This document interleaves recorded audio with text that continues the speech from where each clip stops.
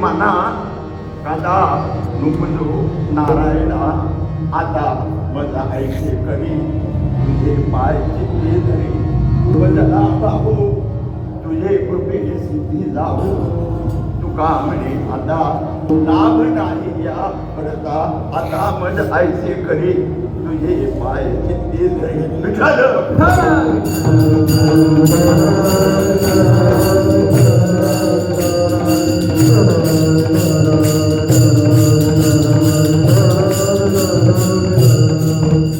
दुर्बुद्धीचे मना कदा नुपजो नारायणा आता मज ऐसे करी तुझे पाय चित्ती धरी. प्रस्तुत सेवेसाठी हा घेतलेला अभंग श्रीमंत जगद्गुरु तुकाराम महाराज यांचा आहे. अत्यंत मार्मिक, अत्यंत आपल्या उपयोगाचा सर्वदा उपयोगाचे आहेत, पण त्यातल्या त्यात अत्यंत जिव्हाळ्याचा आपण कसं राहावं कसं असावं याविषयी सांगणारा आखुडी चरणाचा असा हा अभंग आहे. विठ्ठल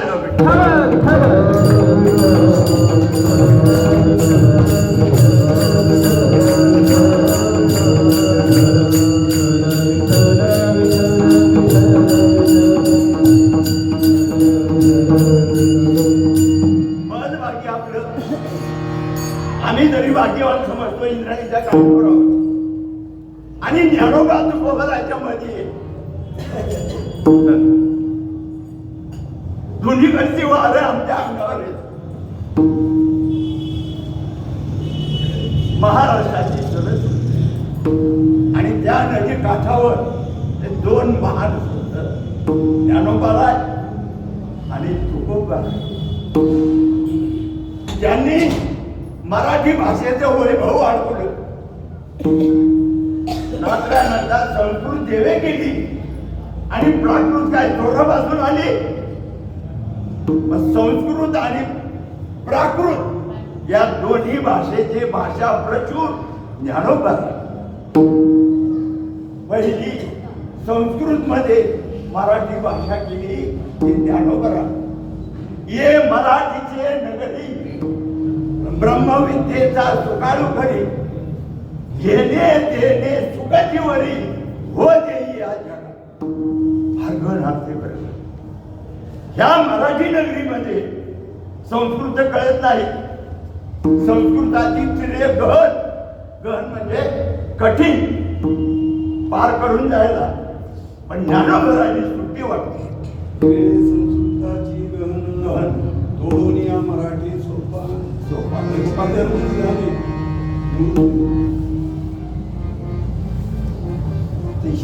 ह्या ओळीचा अर्थ जो आहे, ये मराठीचे नगरी ब्रह्मविद्येचा सुकाळू करी. दुष्काळ नाही, सुकाळ. जसा या वर्षी सतत पाऊस येत होता, तसा सुकाळ करी ब्रह्मविद्येचा सुकाळू करी घेणे देणे सुखजीवरी हो देई या जगा. ऐकणारालाही सुख आणि सांगणारालाही सुख, सांगणारालाही आनंद, ऐकणारालाही आनंद. ज्याप्रमाणे आम्ही शेतकरी कांदा मार्केटमध्ये नेतो, चांगला भाव मिळाला 25 रुपये किलो, आनंदी आनंद. पण घेणारा रडतो, हे कांदे 50 रुपये किलो. आणि ज्यावेळेस आमचे कांदे 2 रुपयाने जातात त्यावेळेस घेणारा किती कांदा भजी खा आनंदी. म्हणजे या व्यवहाराने एकाला सुख आहे एकाला दुःख आहे. तसं ज्ञानेश्वरी सांगणाऱ्यालाही सुख आणि ऐकणाऱ्यालाही सुख. विचार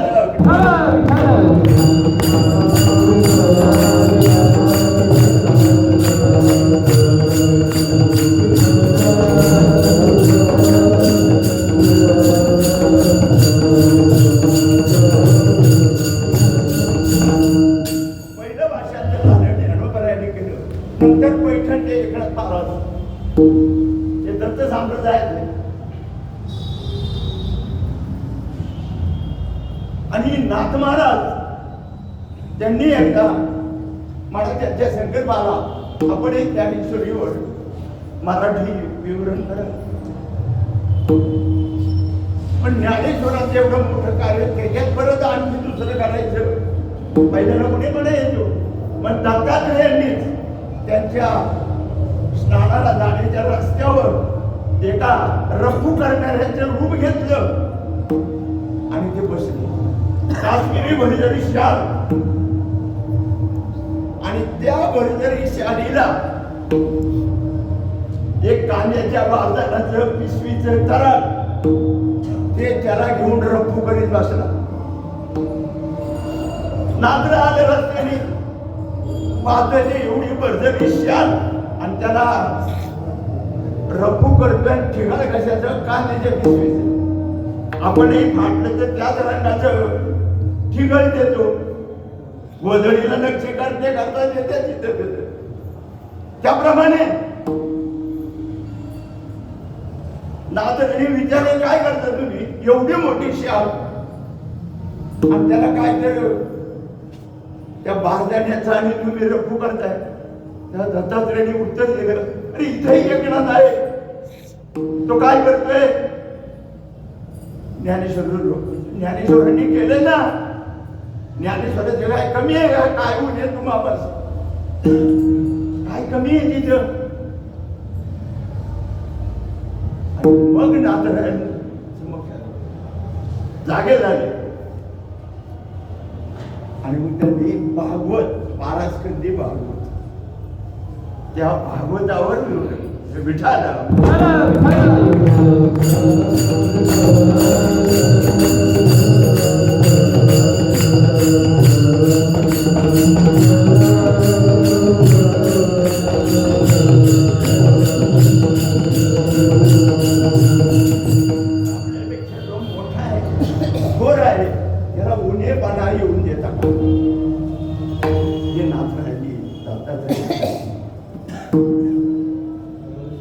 मोठा तो मोठाच आहे. आणखी त्याच्यात आणखी कशाला नाथराय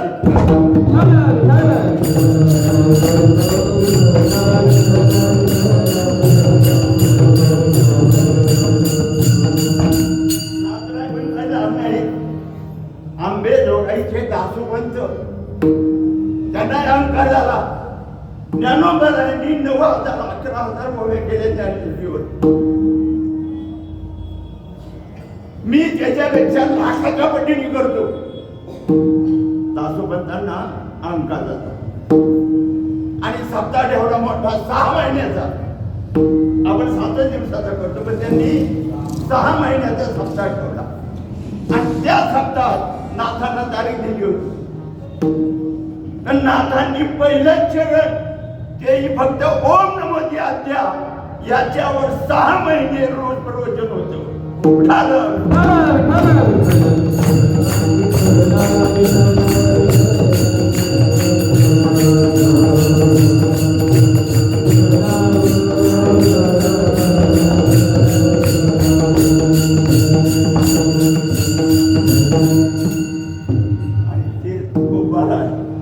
त्या इंद्रायणी नदी गठी त्यांनी ठाकऱ्यावर पाल धरून तेवढ्याला लागेल तेवढी रास तयार केली.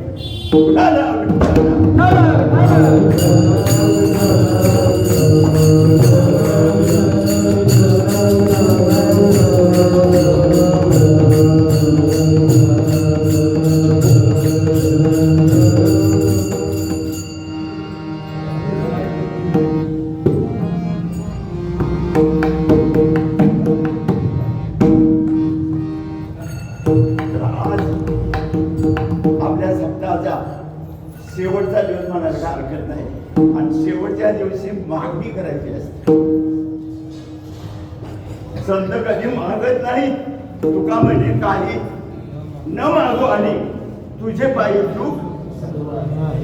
पण काही गोष्टी आहेत त्या मागाव्या लागतात. काय आपली सामान्य खेडेगावातली माणसं 12वी साजरी करतात. 5व्या दिवशी आता ते काय बोलतात ना ते दवाखान्यात असते पण पूर्वीच्या काळी करत होते. आणि 12व्या दिवशी 12वी ते लहान बाळ असतं ती ओली बाळाची नसती. तिच्या अंगावर कोंबडी दिलेली असते आणि मग तिची आई जी असते आजी पण आहे पण ती आई बाळ असे घेते आणि ते सटवायची तर असं तिथे जाते. मग हा एक घे हा एक घे हा एक घे असे 12 दगडी म्हणते.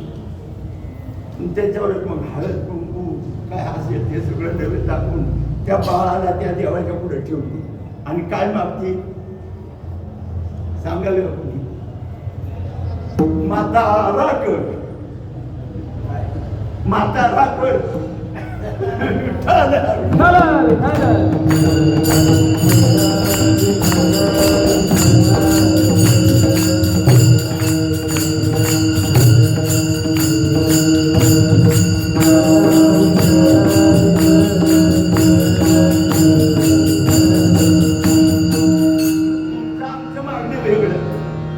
आणि संतांचं मागणं वेगळं. जगद्गुरु तुकोबारा तुमचं आमचं वकीलपत्र घेऊ देवापुढे उभे राहिले. आपल्याला देवापुढे उभं राहण्याचा अधिकार नाहीये. पंढरपूरला पांडुरंगाची पूजा करताना तो साईडला असतो आणि आमचे पूजा करणारे सगळे देवापुढेच गोंधळ करतात. तो आरती करणार आहे देवापुढेच. ते पाहिलं पाहिजे लोकांनी हो आणि सांगून ऐकत नाही. देवापुढे उभं राहण्यास सुद्धा अधिकार म्हणतो तो साईडला असतात. काकडा देवाला आपल्या सगळ्या सांगितलं तरी एक आम्ही म्हणा असतो तुम्ही कोण सांगणार.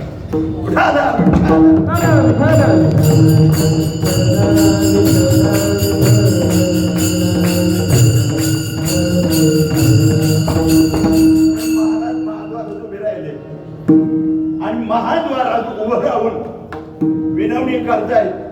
त्यांचं मागणं काय आहे ते अत्यंत मार्मिक आहे. लक्ष घेण्यासारखं आहे. सर्वांनी लक्षात ठेवण्यासारखं आहे. अवघाता पाहिजे दुर्बुद्धी ते म्हणा दुर्बुद्धी ते म्हणा दुर्बुद्धी ते म्हणा दुर्बुद्धी ते म्हणा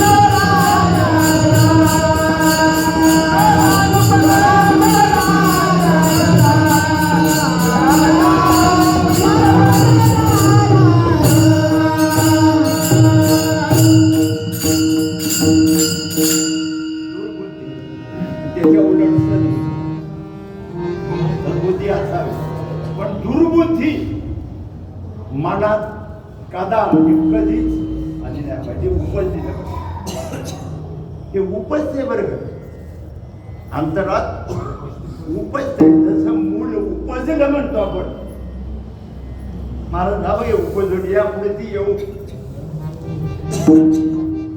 काया काळात कोण करत असतात ना उपजलं म्हणतात उपजणे आणि निमणे अशी एक उपजलं सहज प्रसूत झाली प्रसवला बरेच वाङ्मयाचे शब्द आहे उपजलं तसं जसं मुलं उपजलं जातं तसं आपल्या अंतःकरणात नाही ते उपजलं जातं माझा अनुभव काय काय करीते म्हणा परी नाही के नारायणा नारायणाला बोलतात करू नये त्याची खरी मी वंचना करू नये त्याची नेऊ पचना आदरी भलती असावे दहावे सायराट पिक्चर आताच्या काळ आहे पण तो सायराट शब्द महाराजांचा आहे नाही तिकडं पळतं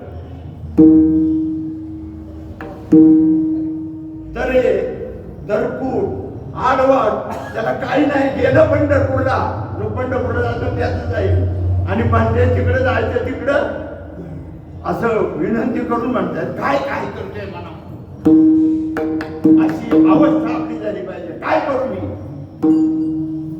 त्या मनाला आवडण्यासाठी ज्यांनी मन जिंकलं तो शूर उठाला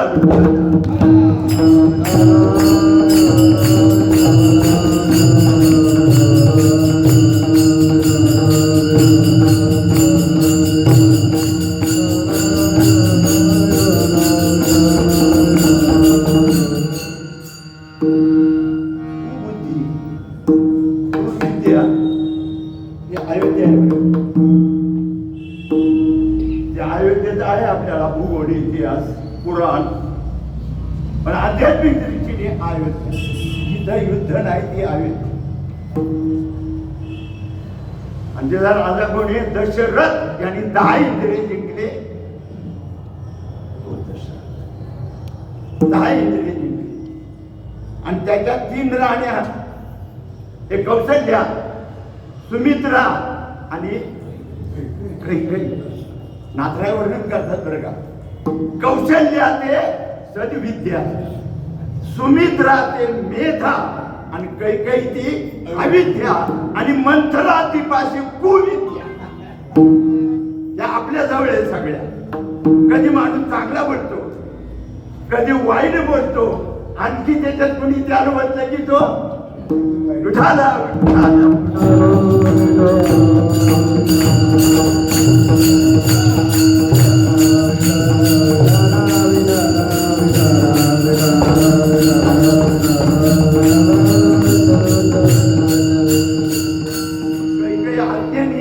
आज्ञाने तोपर्यंत चांगले पण तिला भेटली कोण मंथरा तसं आपल्या गणवत कुणीतरी भेटतं ना आपण तसं पहिल्या माणसावर विश्वास धरीत नाही जो सांगणार आहे ना त्याचा ऐकतो बिघडतो विठाला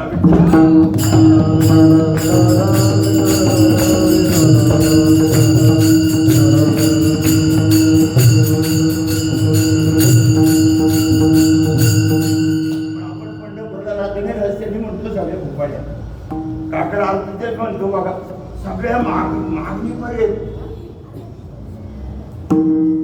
जुळत ती येते उपजती असं म्हणा जुळत ती येते उपजती अंतराय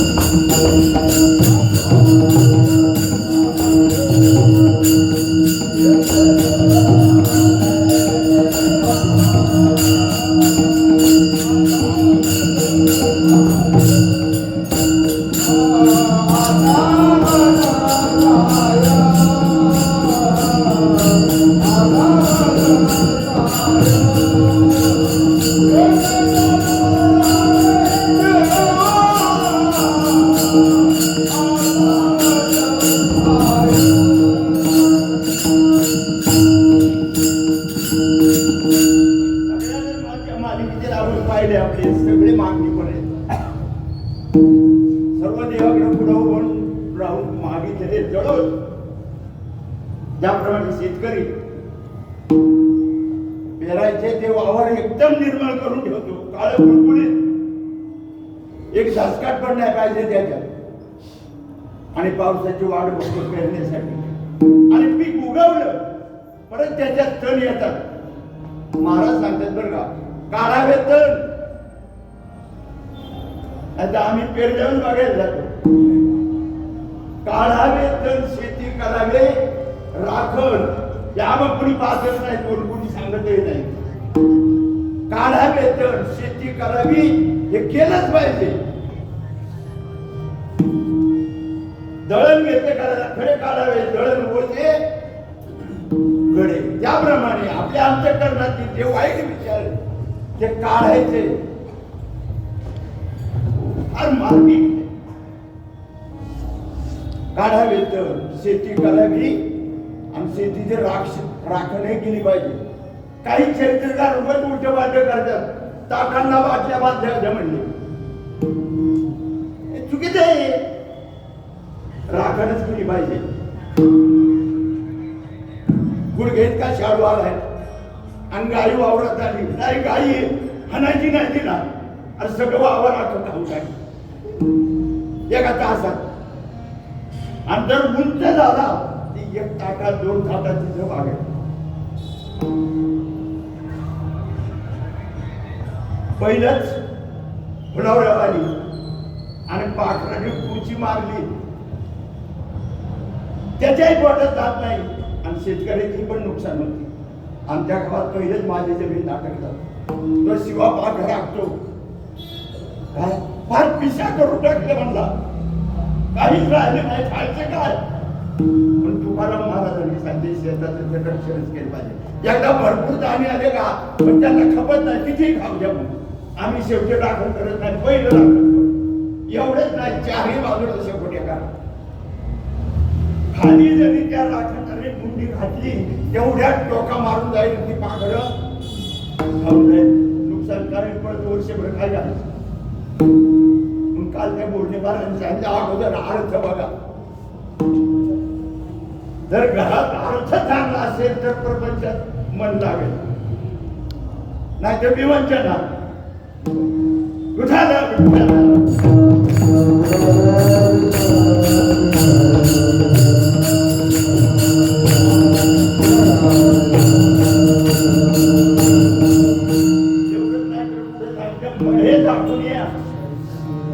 करती पेरणी कुंभ्याची वाणी परमार्थात त्याप्रमाणे आलं पाहिजे.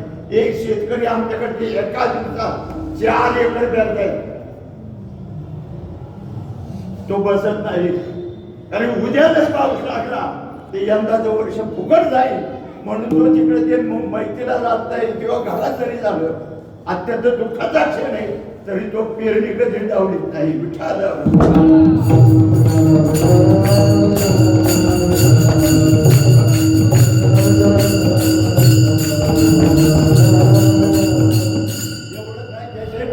गेले. शेतकरी फार कुशल आहे.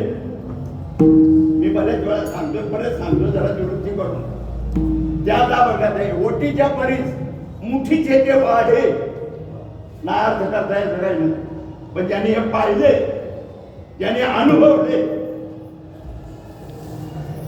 काय व्याधी कुमारी अनुभवी अनुभव कुमारी म्हणले आणि ती व्याधी शब्द लावलाय. म्हणजे पैलकरींची मुलगी असती, बाळातपणाला आलेली आहे, तिला जो अनुभव आहे तो आम्हाला काय तसा जो करतो त्याला त्याचा अनुभव असतो. मग त्यांनी ओटी बांधलेली, पाभारीवर त्या साड्यावर हात धरलेला आहे, त्याचं लक्ष पाहिलं त्या पायाकडे. आपण जरी डोळे झाकून बसलो तरी मन स्थिर होणार नाही, पण शेतकऱ्याचं मन स्थिर होत. त्याच्या डोक्यात दुसरा काही विचार नाही, एकाग्रच म्हणून काम टाकायला सांगितलं नाही. सांगतात ते काम पहिलं, त्याचं डोळ्यांनी लक्ष पायावर आहे, चाड्यावर हात येतो, एक हात असा असा चालू इकडे असतो, जप चालायची ते त्या खिलारी पहिलं असायचं, 5 नाव त्याचं खप खप खप खप खप खप त्या डागा टाकल्या आणि तो असा म्हणतो ओटीच्या परीस मुठीचे जे वारे त्या चाळ्यावर जो हात ठेवलेला आहे ते खाली गेलं नळी वाटे आता दुसरी मुठी घ्यायची ओटीतली तेवढ्या जोराचा पाऊस आला वावर सोडायला लागली अर्ध वावरच पेरलं होतं अर्ध झाला